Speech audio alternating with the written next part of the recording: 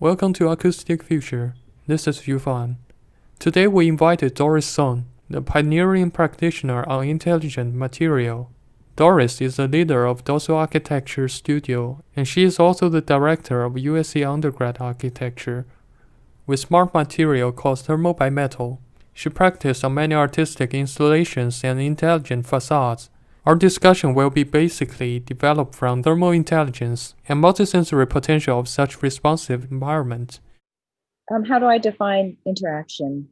It's funny that you asked that because I'm just now and writing about interaction a little bit.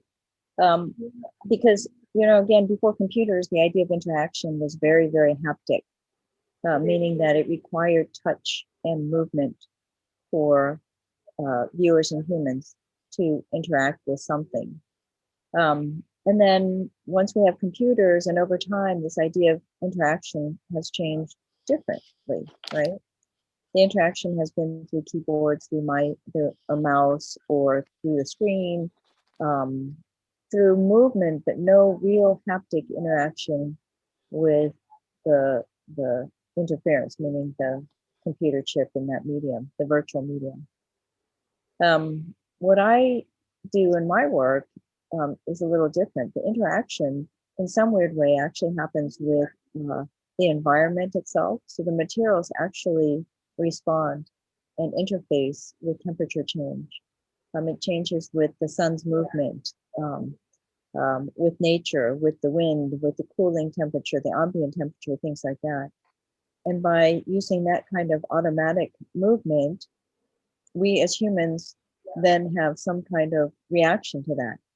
So when we see it, we associate it to things that are much more similar to nature, I guess, more like the wind blowing leaves on trees, the movement of things around us, even animals or plants. And so there's an affinity that we have to things that actually move and change. If that movement is actually performed in a certain way, again, simply it could be smooth, it could be very jerky, it could be even funny or comical on how it actually moves. We as humans automatically respond to that. And we see personality in how these things happen. And so from the human perspective, our response is weirdly emotional, right? We start to find an affinity to these things. We start to like them. We think they're cute, they're quirky, they're angry, and we automatically begin to have, in a weird way, a relationship with them. So that's this kind of weird triangle that happens more in my work. It is probably not truly haptic either, but it has a lot to do with the ties that are more abstract, like emotion and the environment. So about you mentioned the abstract like reaction, like the connection between such interactivity and our mood or inner feeling. So which would you value the most important in your work? The visual, the touch, I mean the shape shifting, or the feedback on the thermal environment, like we can sense the heat of the environment. So which would you value the most important factor? It's funny that you asked that question because it's a little difficult. What I do in my work, many people refer to as designing performative surfaces or performative architecture. And when I design it, it has to perform on many different levels for it to be successful. The first one and the foremost actually is it needs to perform relative to temperature change or heat, oftentimes coming from the sun or a single radiant source. because if that doesn't work, none of the other facets are going to come into play. So we first have to make sure that it's behaving properly relative to that heat source, right? And that on that level of performance. Then after that, there's other criteria of performance that we also have to measure that's going to influence how it's designed. In some cases, for example, in the self-shading projects that I work on, there needs to be enough shade that comes from it in the end, right? And so when they move, if it doesn't give enough shade, it doesn't, again, who cares how it moves because it needs to also shade. And then finally, from there too, the emotional value of us as humans and how we live with it is what is the effect of what these things are, again, on how we look at them, right? And so in some cases, they're designed to be like fluttering butterflies or fluttering leaves. And so it's a very soothing feeling about it. In other cases, like I said before, they do these kind of somersaults and tumbling and, you know what I mean, in different ways, awe-inspiring movements that then evoke a certain amount of response to the viewers. So it's hard to say which is the most important in the end, which, you know, again, gives it its purpose. But those are probably the order of how we design in order to get to the end point. I don't know. I hope that made sense. Is it more like from the natural environment to such a transformation, and then through visual to take impact on our emotions, but not just visual. I mean, I can see like your work is like Yeah, concerning. I guess. Yeah, I guess the way you say it is first. First, it has to. Okay, how did I think of it? Um, First, it needs to behave, right? First, we need to make it behave properly. Second, we need to give it function. Like why do that, right? And third, we need to build a intangible affinity with humans, right? And that's how I design in those orders. But in the end, in that order, but in the end, it doesn't necessarily mean that one's more important than the other. In some ways, we almost have to have all three factors for it to be ultimately meaningful. Okay, is that like it largely depends on how the audience experience it, right? Like for some people, they are visual based. They love the looking of Mhm. the whole project, and for some people, they're quite sensitive to the like this heat is changing, and some people is quite sensitive to like I don't know. It's for designer, it's hard to define what this audience should feel from your project, right? It is. But It is hard. That's the hardest part. That's the problem. Is it comes down, that kind of measurement is extremely subjective, right? And who's going to determine if it's successful or not? Besides someone saying, "Oh, I like it" or "I don't like it." The other criteria are a little more direct. We can actually measure those. They're measurable. But the one that's not measurable is the human factor, right? And how they react to the whole thing. yes, and is that exactly what the amazing part of interaction, right? Mm. That's what makes it so interesting because I mean, how humans are. They're not necessarily always in tune with what they like or who they like. A lot of times it's influenced by the environment around them too. Environment meaning the culture, right? By how their upbringing is, what their culture is that they grow up in, and how they value all those different aspects. And so, depending on someone's background, it could be very, very different reactions. and interactions. You mentioned the background.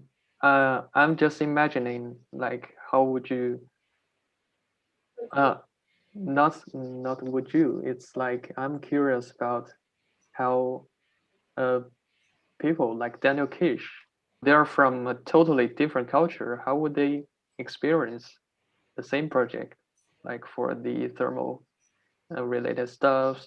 Or so that's also an amazing part, right? Mm, That's a good question, which I haven't even thought of whatsoever. But Daniel Kish, how would he experience some of the technology that I do when much of it is predominantly visible, right, or requires vision? Um, and I'd be interested to, what I mean, to know or to think about that a little.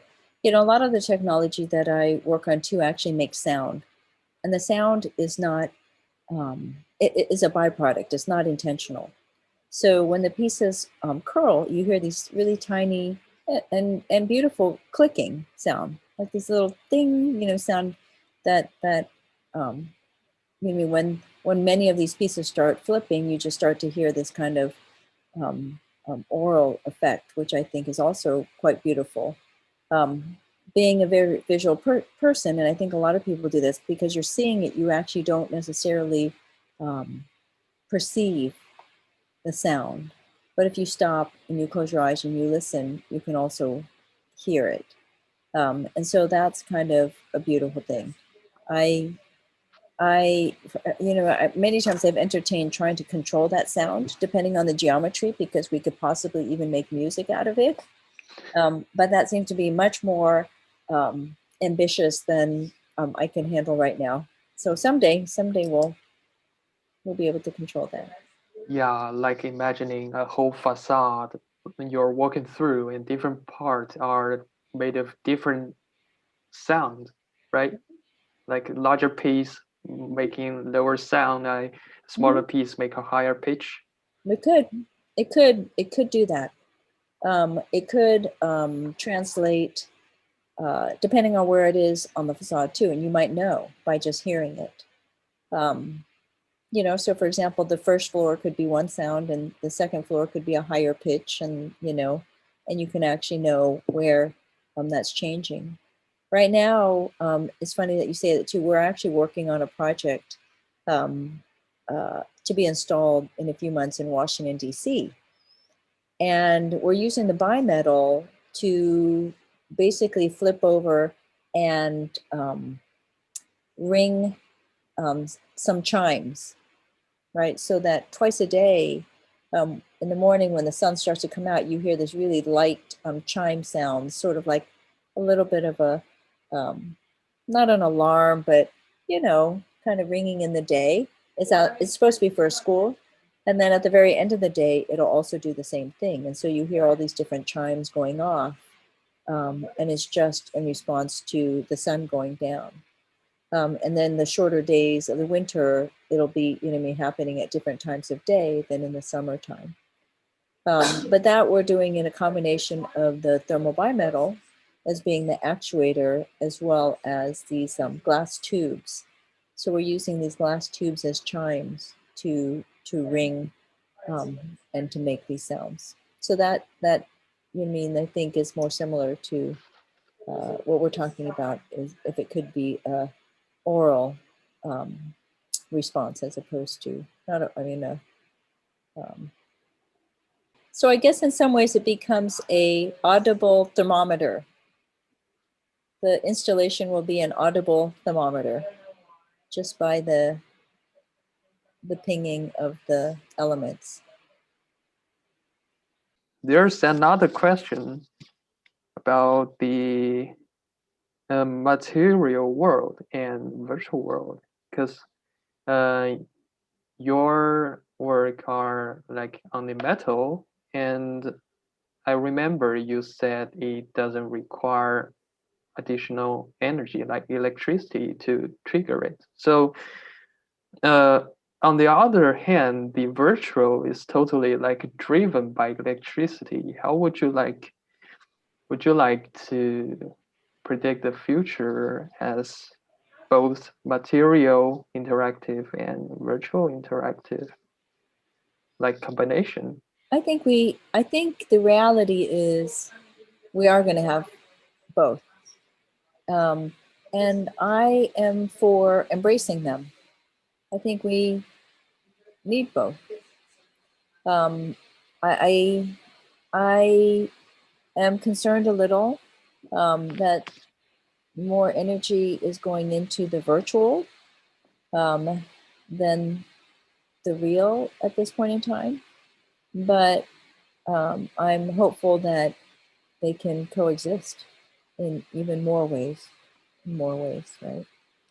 So I don't know if it's through AR or VR or any of those types of things, possibly.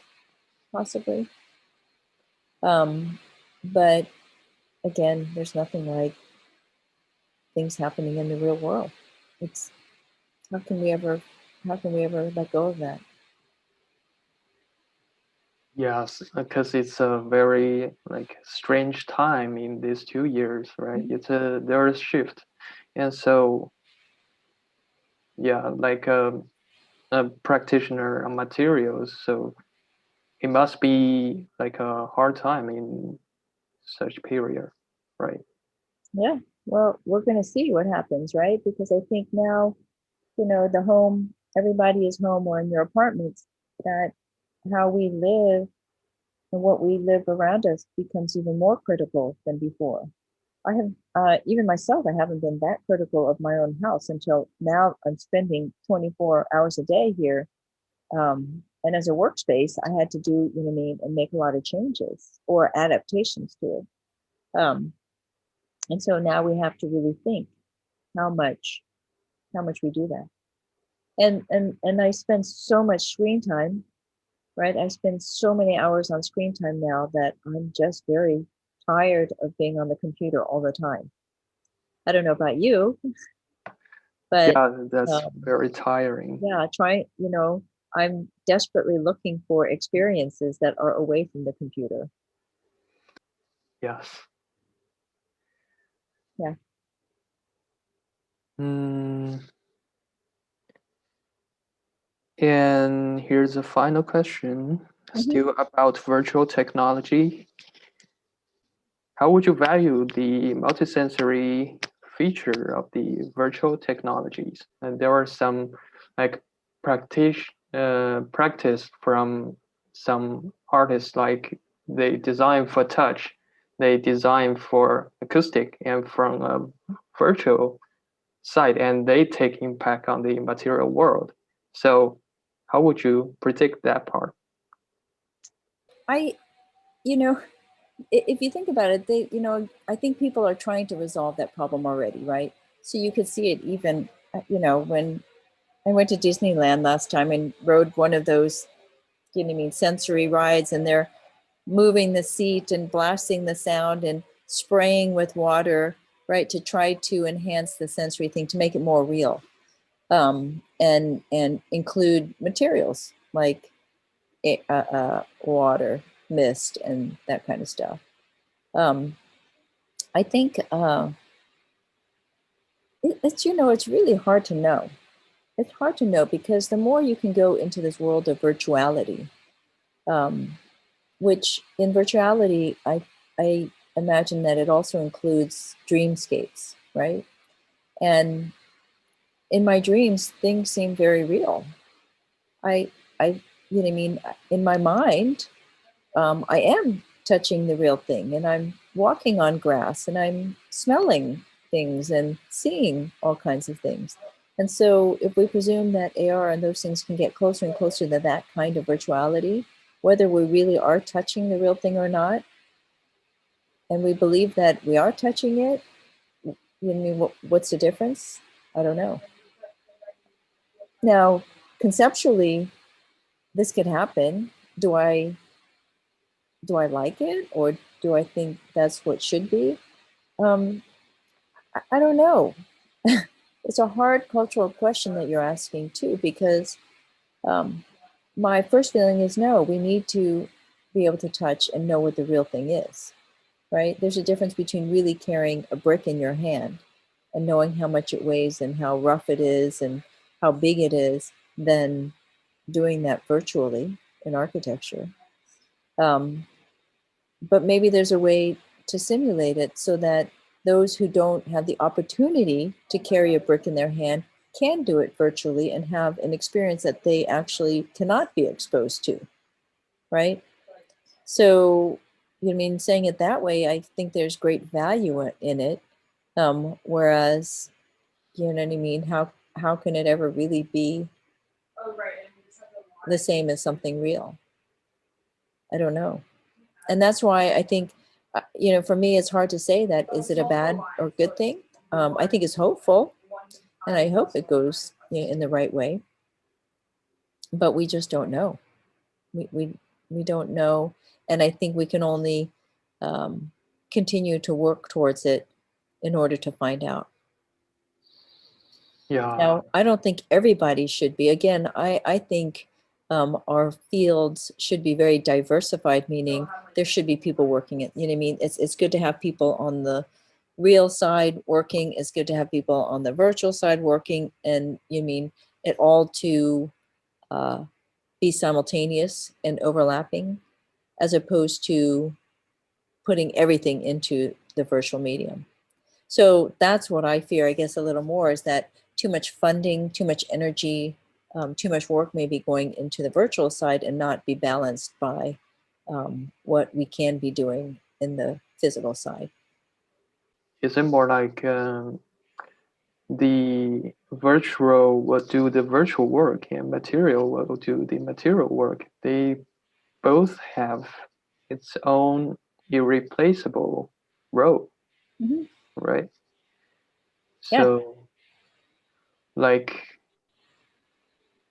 I'm actually like imagining like a virtual plus material, like for example, maybe the thermal bimetal in the future can be used as the like a wall in your room, and that can be uh, reactive to somebody in another part of the earth, right? So if, that would be like a nice example for the combination of the material and virtual It could work. possibly, if some heat was generated and you get a movement from that, it could. Yeah. For example, you and me now are video chatting. Maybe in the future there are like thermal based chatting or touch based chatting, so we can feel each other through some interfaces, right? Yeah, it could be a different way of experience, but that is sort of like what I was talking in the beginning, is the value of human um, emotion and connection to dynamic elements, right? So when things start moving, humans automatically are drawn to that movement, and even though it's inorganic material, perceive those things as alive, right? And so the good and bad of it, we can have relationships with these inorganic things. Like they could be pets, right? They could be company for loneliness. They could be, you know, they can do a lot of things for better or for worse, um, as we start to have not only relationships with other human beings, but strangely relationships with things. It could remind us of memories and connect us to those things.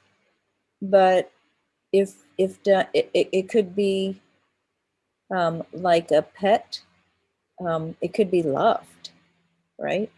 And I don't know if that's a good or bad thing too. Is that if I have this piece of bimetal that, you know what I mean, moves and shakes and does any, you know what I mean, and I carry it everywhere with me, right? I Yeah. mean, people could have a relationship weirdly with this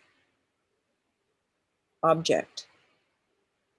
Yeah. right? Just like, okay, I mean, it's a very simplified version of a robot, but it's again, it's sort of like falling in love with a robot versus, you know what I mean? And on a more simple level, even just an object or thing that moves or changes. So there's a danger to that on one hand, right? Or some people can argue that it's expanding our capabilities to include other things than human or and animate or organic, other things beyond organic. Yeah, that's more like ethic part, It's a what? like an ethic part, Yeah, a right? little bit, a little bit. It's kind of strange, right? What was Yeah. that? It kind of along the same lines of that movie, Her. I think it was Joaquin Phoenix. Is that his name? And he falls in love with um, Siri on his computer. Oh, I heard of it. Yeah, so you should try seeing that movie. That's again falling in love with something digital but not real, right? But the same thing I'm saying can happen with something that's physical that's also not human, not alive, right? Yeah, but for example, if we regard such reaction as more like an environment, because environment is different from an object, right? The environment is about a set of things reacting to you. So I think it's quite different from an interactive object, from an interactive environment, right? It could be the environment, but the thing could be objectified though. Just it's just the scale that's big, right? So if a building has elements that you know move a certain way and it's stationary, I mean, could you have a relationship Fall in the love with the building? building. With the building? Right? Oh, today, look, he's like super happy and he's, you know what I mean, looking at the sun. Another day it's like, oh, you know what I mean, not so happy today. It's like it's a cloudy day and you know, it looks really sad, you know, and another it's just sort of like a plant, like having a relationship with a plant. Oh yeah. Oh, now he looks really, you know what I mean, he's kind of weeping and you mean and another day it's like angry because he's trying to resist all the wind.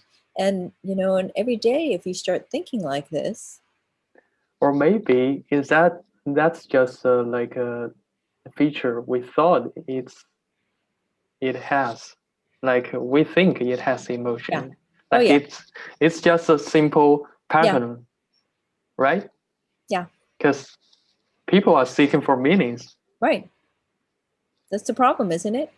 It's the same thing with Siri. We think that Siri is a human or is smart or is alive, but it's not. I mean, it's you know what I mean, it's our perception problem possibly. Yeah, like But it's how can kind we of control our emotions is what they're saying too. Like how can okay, I know it's not real, but it's like wow, you know what I mean, Siri's always so nice to me. Siri, you know what I mean? She's just so kind and she answers all my questions and no one else pays attention to me. And you know what I mean? And this little object or the building and look at, you know what I mean? The building's looking at me. I think it's looking at me. well, but the looking at behavior sometimes it sounds horror. Yeah, right?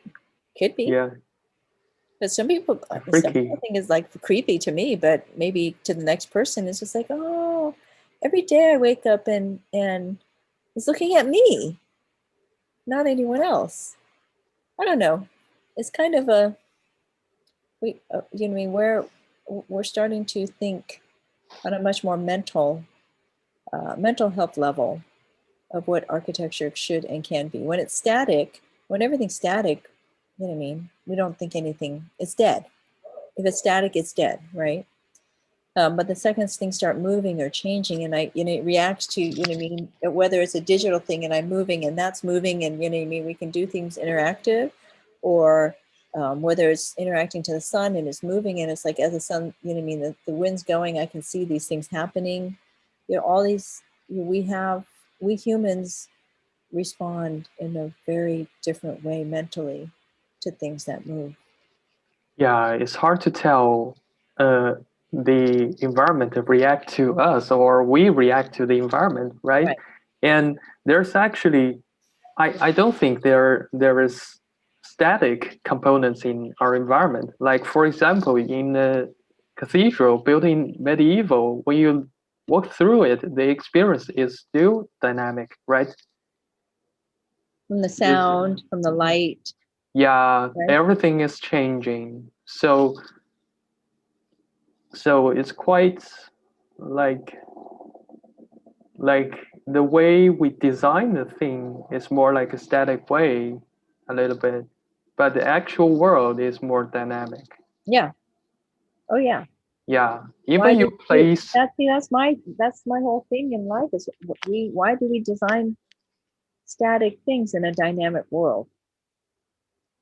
there can be more dynamic, right? Because people want to see more feedback. Everybody wants to feel they are concerned.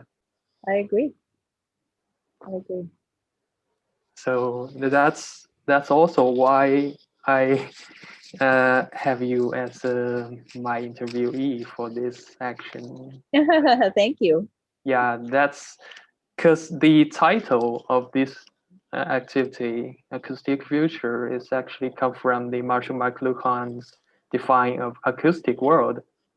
The acoustic world is a dynamic world. The world we are living now, like with these technologies, with this interactive environment, everything is changing. And Yep. I think such interaction can just provide more and more potentials for like bring more experience, not just for the people with concern in the past, but to include even more and more groups in a whole environment, right? Yeah. Yeah. And I agree. I agree. Thank you. Thank you. Thank you for the You're welcome. time. It was fun. Good luck with everything you find. Good luck with Yes. the rest of your studies and let me know how it turns out in the end.